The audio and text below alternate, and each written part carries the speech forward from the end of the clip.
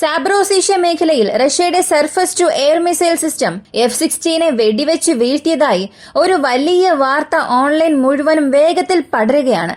ഏകദേശം ഇതൊരു confirmed news ആണ്. ഉക്രൈൻ ഇതിനെ അംഗീകരിച്ചാലോ അല്ലെങ്കിൽ റഷ്യൻ പ്രതിരോധ മന്ത്രാലയം ഇതിനെക്കുറിച്ച് ഒരു ഒഫീഷ്യലായ അപ്ഡേറ്റ് നൽകിയാൽ ഇതൊരു കൺഫേംഡ് ന്യൂസ് ആയി തന്നെ മാറും. വീണ്ടും ഇനി ഈ ഒരു അംഗീകാരം ലഭിക്കുക മാത്രമാണ് ബാക്കി. ഉക്രൈന് നൽകിയതിൽ F-16 വിമാനങ്ങൾ എന്നത് വളരെ പ്രധാനപ്പെട്ട ഒരു സ്വത്താണ്. റഷ്യയുടെ ഏരിയൽ അറ്റാക്സിനെ പ്രതിരോധിക്കുക, റഷ്യയുടെ ഏതൊക്കെ പ്രദേശങ്ങളാണോ തങ്ങളുടെ നിയന്ത്രണത്തിൽ വച്ചിട്ടുള്ളത് അവയെല്ലാം സംരക്ഷിക്കുന്നതിനും F-16 പങ്ക് വളരെ പ്രധാനപ്പെട്ടതായിരുന്നു. അതിൽ ഇപ്പോൾ വരെയും 2 വിമാനങ്ങൾ ഉക്രൈൻ നഷ്ടപ്പെടുത്തിയിട്ടുണ്ട്. ഇത് വളരെ പ്രധാനപ്പെട്ട ഒരു പ്രശ്നമായി ഉക്രൈനിൽ മാറിയിട്ടുണ്ട്. അതേസമയം അമേരിക്കയ്ക്കും ഇസ്രായേലിനും ഇടയിൽ വലിയ ഒരു പ്രശ്നമായി മാറിക്കൊണ്ടിരിക്കുന്ന ഹൂതീസ് റിബൽസ് ഗ്രൂപ്പ് ഇപ്പോൾ ഒരു പുതിയ സ്റ്റേറ്റ്മെന്റ് നൽകിയിട്ടുണ്ട്. ഞങ്ങളുടെ ബാലിസ്റ്റിക് മിസൈൽസിനെ കൊണ്ട് സിറിയയും ആക്രമിക്കാൻ സാധിക്കും. ഇസ്രായേലിന് ആരെല്ലാമാണോ പിന്തുണ നൽകുന്നത് അവരെ ഒന്നും ഞങ്ങൾ മാറ്റിവെക്കില്ല. കാരണം സിറിയയിൽ ഇപ്പോൾ ഭരണമാറ്റം സംഭവിച്ചതിനു ശേഷം ഹൂതീസ് ഒരു പുതിയ ഭീഷണി സിറിയൻ ഗവൺമെന്റ് നൽകിയിട്ടുണ്ട്. അതിനായിട്ടുള്ള കാരണങ്ങൾ എന്തെല്ലാം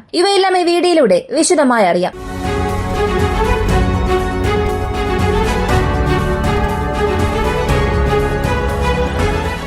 F-16 ഒരുപാട് പ്രശംസിച്ച് സംസാരിച്ച ഒരു വിമാനം. ഉക്രൈൻ ഈ വിമാനം ഞങ്ങൾക്ക് നൽകണം, നിങ്ങൾ നൽകുകയാണെങ്കിൽ റഷ്യയുടെ ഒരേ ഒരു ഫൈറ്റർ ജെറ്റിനെ പോലും ഞങ്ങളുടെ പ്രദേശത്തേക്ക് കടക്കാൻ അനുവദിക്കുകയില്ല. കൂടാതെ കേഴ്സൺ, കാർഖീവ്, ഡോൺബോസ് റീജിയൻ, സാബ്രോസീഷ്യ ഈ എല്ലാ മേഖലകളിലും ഞങ്ങളുടെ വിമാനങ്ങൾ ഉപയോഗിച്ച് ഞങ്ങൾ നടത്തിക്കൊണ്ടിരിക്കുന്ന ഈ ആക്രമണങ്ങളെക്കാൾ വളരെ തീവ്രമായ ആക്രമണം ഞങ്ങളെ കൊണ്ട് F-16 ഉപയോഗിച്ച് ചെയ്യാൻ കഴിയുമെന്ന് ഒരുപാട് പോരാടി വാങ്ങിയ ഒരു വിമാനമായിരുന്നു F-16. ഡെൻമാർക്ക്, നെതർലാൻഡ് ഇങ്ങനെയുള്ള രാജ്യങ്ങളിൽ നിന്ന് ചില സെറ്റ് ഓഫ് വിമാനങ്ങൾ ഉക്രൈനിലേക്ക് വന്നിട്ടുണ്ട്. വീണ്ടും ഇവർക്ക് 30 വിമാനങ്ങൾ 2024 അവസാനത്തിൽ വരേണ്ടതായിരുന്നു. എന്നാൽ ഇപ്പോൾ അത് വരാനുള്ള സാധ്യത എന്തായാലും ഇല്ല. 2025 പകുതിയോടുകൂടി ഈ 30 വിമാനങ്ങളും വരും എന്നുള്ള ഒരു പുതിയ അപ്ഡേറ്റ് വന്നിട്ടുണ്ട്. ശരി, അങ്ങനെയാണെങ്കിൽ ഈ ഒരു സംഭവം എങ്ങനെ ഉണ്ടായി? കാരണം ഇതൊരു കാട്ട് തീ പോലെ മാറിയിട്ടുണ്ട്. ഉക്രൈൻ F-16 തകർന്നു എന്നുള്ളത് ഒരു സാധാരണ കാര്യമേ അല്ല. അതും റഷ്യയുടെ സർഫസ് ടു എയർ മിസൈൽ ഇതിനെ ഡൗൺ ചെയ്തു എന്നുള്ളത് നാറ്റോ വേഴ്സസ് റഷ്യ അല്ലെങ്കിൽ നാറ്റോ വിമാനത്തെ റഷ്യ വെടിവെച്ച് വീഴ്ത്തി എന്നുള്ള ഒരു സംസാരമായി മാറിയിട്ടുണ്ട്. ഇതിനു മുൻപ് ഉക്രൈൻ ഒരു F-16 നഷ്ടപ്പെടുത്തി.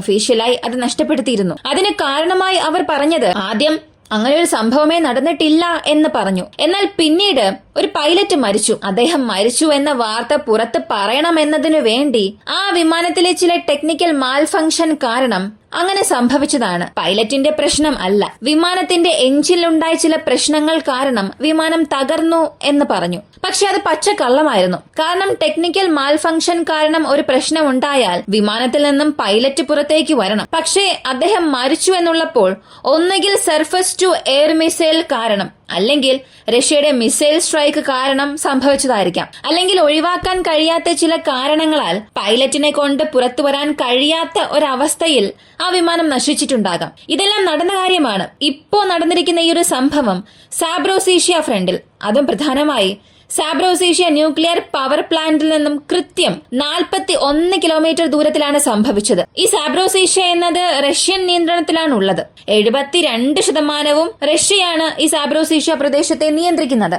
ഇനിപ്രോ നദിക്ക് ഈസ്റ്റേൺ സൈഡിലുള്ള കൂടുതൽ സെറ്റിൽമെന്റ്സും റഷ്യൻ നിയന്ത്രണത്തിലാണ്. ഉക്രൈന്റെ പക്കൽ ഈ സാബ്രോസീഷ്യ പ്രവിശ്യയുടെ സർക്കാർ കെട്ടിടങ്ങൾ അതെല്ലാം ഉക്രൈൻ നിയന്ത്രണത്തിലാണ് ഉള്ളത്. എന്നാൽ സാബ്രോസീഷ്യ ന്യൂക്ലിയർ പവർ പ്ലാന്റ് ഇപ്പോഴും റഷ്യൻ നിയന്ത്രണത്തിലാണ്. ഈ മേഖലകളിൽ 2-3 ദിവസമായി തുടർന്ന് ഉക്രൈന്റെ വ്യോമാക്രമണം നടക്കുന്നുണ്ട്. ആ വാർത്തകൾ നമ്മൾ കണ്ടിട്ടുണ്ടാകും. എന്തിന്, റഷ്യയുടെ റോസ്റ്റോവോണ്ടൻ പ്രദേശങ്ങളിലും ഉക്രൈന്റെ മിസൈൽ ഡ്രോൺ ആക്രമണം നടത്തിയ സംഭവം നമ്മൾ അറിഞ്ഞതാണ്. ഇവയ്ക്കെല്ലാം ഉക്രൈന്റെ വ്യോമസേനയെ ഉപയോഗിച്ചിട്ടുണ്ട്. അതുപോലെ സമാനമായ രീതിയിൽ സാബ്രോസീഷ്യയിൽ ഒരാക്രമണം നടത്താൻ ശ്രമിച്ചിട്ടുണ്ട്. ഉക്രൈന്റെ F-16 നോക്കിയാൽ അത് ബ്ലോക്ക് 20 വേരിയന്റ് ആണ്. അതിനെ കൊണ്ട് വളരെ ദൂരത്തിൽ നിന്നും ഹൈ റേഞ്ചിൽ നിന്നും മിസൈൽസിനെ ഫയർ ചെയ്യാൻ സാധിക്കില്ല. അതിന്റെ റേഡാർ റേഞ്ചിനുള്ളിൽ നിന്ന് മാത്രമേ എന്തും ചെയ്യാൻ സാധിക്കൂ. മാക്സിമം 90-120 കിലോമീറ്ററിനുള്ളിൽ വരുന്ന ടാർഗറ്റ്സിനെ മാത്രമേ ട്രാക്ക് ചെയ്യാൻ സാധിക്കൂ. അതും ഈ റഡാറിലുള്ള വലിയൊരു പ്രശ്നം ഒറ്റ സമയത്ത് 3 ഏരിയൽ ടാർഗറ്റ്സ് അല്ലെങ്കിൽ 4 ഗ്രൗണ്ട് ടാർഗറ്റ്സിനെ വെവ്വേറെ മാത്രമേ കണ്ടെത്താൻ സാധിക്കൂ. ബ്ലോക്ക് 70 വേരിയന്റിലുള്ള റഡാറുകളെ കൊണ്ട് ഒറ്റ സമയത്തിൽ മൾട്ടിപ്പിൾ ടാർഗറ്റ്സിനെ ട്രാക്ക് ചെയ്യാൻ സാധിക്കും. എന്നാൽ ബ്ലോക്ക് 20 വേരിയന്റിന് ഇത് സാധ്യമല്ലാത്ത കാര്യമാണ്. ഇവിടെ ഈ നിപ്രോ റിവറിന് കിഴക്കൻ പ്രദേശത്ത് 3-4 കിലോമീറ്റർ വരെയും പെനട്രേറ്റ് ചെയ്ത് ആക്രമിക്കണം എന്നുണ്ടെങ്കിൽ ഇവരുടെ ലോഞ്ച് പ്ലാറ്റ്ഫോം എന്നത് ഈ നിപ്രോ നദിക്കരയിൽ നിന്നും 60-70 കിലോമീറ്റർ ദൂരത്തിലായിരിക്കണം. ഇത്രത്തോളം ഫ്രണ്ട് ലൈനോട് ചേർന്ന് വന്നാൽ മാത്രമേ അവർ വിചാരിക്കുന്ന രീതിയിൽ മിസൈൽസ് അയച്ച് ഇവർ വിചാരിക്കുന്ന കാര്യം അച്ചീവ് ചെയ്യാൻ സാധിക്കും.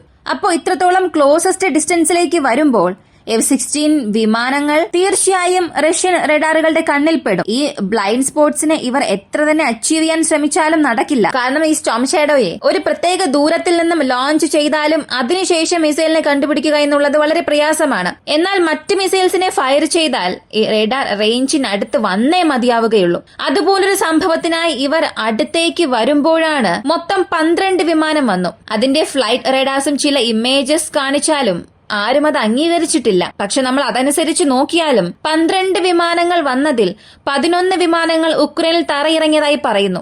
ഒരു വിമാനത്തെ ന്യൂട്രലൈസ് ചെയ്തു. അങ്ങനെ ന്യൂട്രലൈസ് ആയ ആ ഒരു വിമാനമാണ് F-16 എന്നും പറയുന്നു. ഇത് പ്രധാനമായും കൺഫേം ചെയ്തത് റഷ്യയുടെ വ്ളാഡിമിർ റെക്കോയാണ്. ഇദ്ദേഹം chairman of the commission on sovereignty patriotic project. ഇദ്ദേഹത്തിന്റെ പ്രധാനപ്പെട്ട റോൾ അനക്സ് ചെയ്തു വെച്ചിട്ടുള്ള 4 റീജിയൻ, ആ 4 റീജിയണിന്റെ വളർച്ച, ആ 4 പ്രദേശങ്ങളും ഇദ്ദേഹത്തിന്റെ നിയന്ത്രണത്തിന് കീഴിലാണ് പ്രവർത്തിക്കുന്നത്.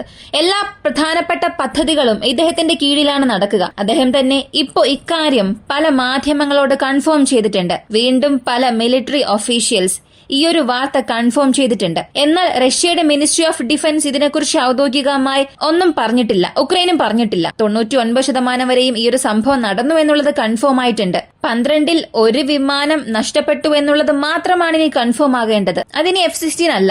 മറ്റേതെങ്കിലും വിമാനം ഉക്രൈൻ നഷ്ടപ്പെടുത്തിയാലും അത് ഉക്രൈനെ സംബന്ധിച്ച് ഒരു വലിയ നഷ്ടം തന്നെയാണ്. ചോദിച്ചു വാങ്ങിയ F-16 ഇപ്പോ ഉക്രൈൻ ഇത്രത്തോളം നഷ്ടപ്പെടുത്തുന്നത് ഈ കോൺഫ്ലിക്റ്റിന്റെ തീവ്രതയെ റഷ്യക്ക് അനുകൂലമാക്കി മാറ്റുകയാണ്. അതിൽ യാതൊരു മാറ്റവും ഇല്ല. കാരണം ഉക്രൈനി ഫൈറ്റർ ജെറ്റ് എന്നത് വളരെ പ്രശ്നം നിറഞ്ഞ ഒന്നാണ്. ഇനി ഇസ്രായേലിലേക്ക് പോവുകയാണെങ്കിൽ ഹൂതീസിന്റെ നിയന്ത്രണത്തിലുള്ള എയർപോർട്ട്, സനയിലുള്ള പവർ പ്ലാന്റ്, ഇങ്ങനെ 4-5 സ്ഥലങ്ങളിൽ അവർ ആക്രമണം നടത്തി. ഇതിൽ 2-3 വ്യക്തികൾ അപ്പോൾ തന്നെ മരിച്ചു എന്ന് പറഞ്ഞാലും കൃത്യമായ കണക്ക് പുറത്തു വന്നിട്ടില്ല.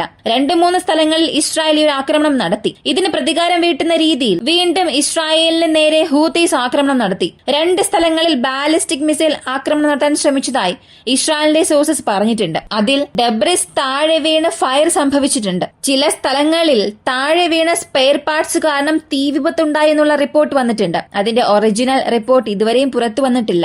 എങ്കിലും ഹൂതീസിന്റെ മിസൈൽ സ്ട്രൈക്ക് ഇസ്രായേലിനുള്ളിൽ വീണ്ടും സംഭവിച്ചു. ഇനി സിറിയയിൽ എന്ത് സംഭവിച്ചു എന്ന് നോക്കിയാൽ ഇസ്രായേൽ ഹമാസിനെ ആക്രമിക്കുന്നത് പോലെ, അല്ലെങ്കിൽ ലെബനനിൽ ഹിസ്ബുള്ളയുമായി പ്രശ്നം നടക്കുന്നത് പോലെ ഹൂതീസിന്റെ പക്കൽ ഇവരെ കൊണ്ട് ഒന്നും ചെയ്യാൻ കഴിയില്ല. കാരണം മറ്റ് കക്ഷികളെല്ലാം ഇവരുമായി അതിർത്തി പങ്കിടുന്നവരാണ്. ഇവർ വിചാരിച്ചാൽ 1000-5000 സൈനികരെ അകത്തേക്ക് അയച്ച് ആക്രമിക്കാൻ സാധിക്കും. എന്നാൽ ഹൂതീസിനെ സംബന്ധിച്ച് ഇവർ ഏകദേശം 1000 കിലോമീറ്റർ മാറിയുള്ളവരാണ്. അമേരിക്കയും ബ്രിട്ടനും ചേർന്നിട്ട് പോലും ഹൂതീസിനെ അവരുടെ നിയന്ത്രണത്തിലേക്ക് കൊണ്ടുവരാൻ സാധിച്ചിട്ടില്ല. ഇവർ എത്ര തന്നെ റിപ്പീറ്റഡായി എയർ സ്ട്രൈക്ക് ചെയ്താലും, അല്ലെങ്കിൽ എത്ര തന്നെ അകത്തേക്ക് പല പ്രശ്നങ്ങൾ നടത്താൻ ശ്രമിച്ചാലും മുഴുവനായും ഒരു റിസൾട്ട് അമേരിക്കയെ കൊണ്ട് നൽകാൻ കഴിഞ്ഞിട്ടില്ല.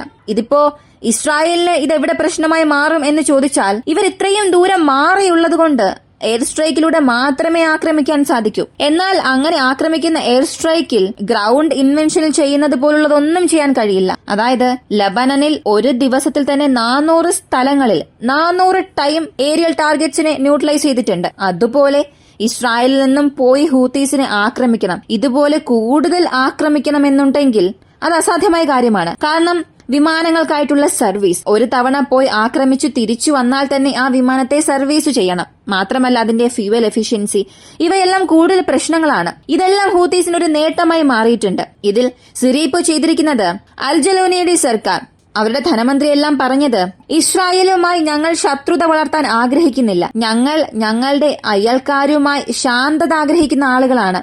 ഞങ്ങളുടെ അയൽ രാജ്യങ്ങളുമായി സുഹൃത്തുക്കളാകാനാണ് ആഗ്രഹിക്കുന്നത്. ഇസ്രായേൽ ചെയ്യുന്നതൊന്നും ഞങ്ങൾക്കിപ്പോൾ തെറ്റായി തോന്നുന്നില്ല.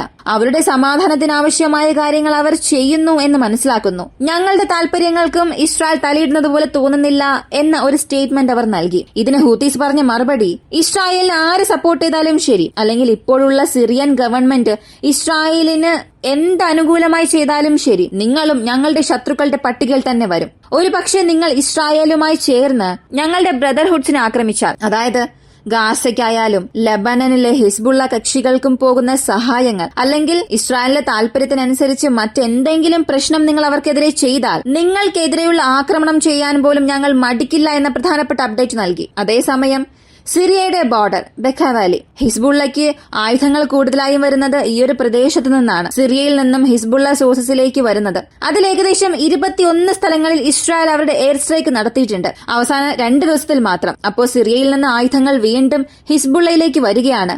ഒരു വശത്ത് സീസ് ഫയർ കാരണം 2 ഭാഗങ്ങൾക്കും ഇടയിൽ വലിയ രീതിയിലുള്ള പ്രശ്നങ്ങളൊന്നും സംഭവിച്ചിട്ടില്ല. അതിനാൽ ഹിസ്ബുള്ള വീണ്ടും അവരുടെ ആയുധപ്പുരയിൽ ആയുധങ്ങൾ ശേഖരിക്കാൻ തുടങ്ങിയിട്ടുണ്ട്. ഇസ്രായേൽ ഇതിനിടയിൽ എന്തൊക്കെയോ ചെയ്യുന്നുണ്ട്. ഹൂതീസിനെ പക്ഷെ അവരെ കൊണ്ട് നിയന്ത്രിക്കാനും സാധിക്കുന്നില്ല. ഹൂതീസിന് ഇവരെ കൊണ്ടെന്നല്ല, എല്ലാവരും ചേർന്നാൽ പോലും മുഴുവനായും നിയന്ത്രിക്കാൻ സാധിക്കില്ല. മറ്റുള്ള സ്ഥലങ്ങളിൽ ഏർപ്പെടുത്തുന്ന ഒരു നിയന്ത്രണം ഇവിടെ ഉണ്ടാക്കാൻ കഴിയില്ല. അവർ എന്തൊക്കെ തന്നെ ചെയ്താലും ഇത്രയേറെ ഡിസ്റ്റൻസിലുള്ളപ്പോൾ മറ്റ് സ്ഥലങ്ങളിൽ ചെയ്യുന്ന ആക്രമണങ്ങൾ പോലെ ഇവിടെ ചെയ്യാൻ എന്തായാലും സാധിക്കില്ല. ഈ ഒരു വീഡിയോയെ കുറിച്ചുള്ള നിങ്ങളുടെ അഭിപ്രായം കമന്റിൽ പറയുക. വീഡിയോ ഇഷ്ടമായാൽ ലൈക്ക് ചെയ്യുക, ഷെയർ ചെയ്യുക. നമ്മുടെ ചാനൽ ആദ്യമായി കാണുന്നവരാണെങ്കിൽ മറക്കാതെ സബ്സ്ക്രൈബ് ചെയ്ത് സപ്പോർട്ട് ചെയ്യുക. മറ്റൊരു വീഡിയോയുമായി വീണ്ടും കാണാം.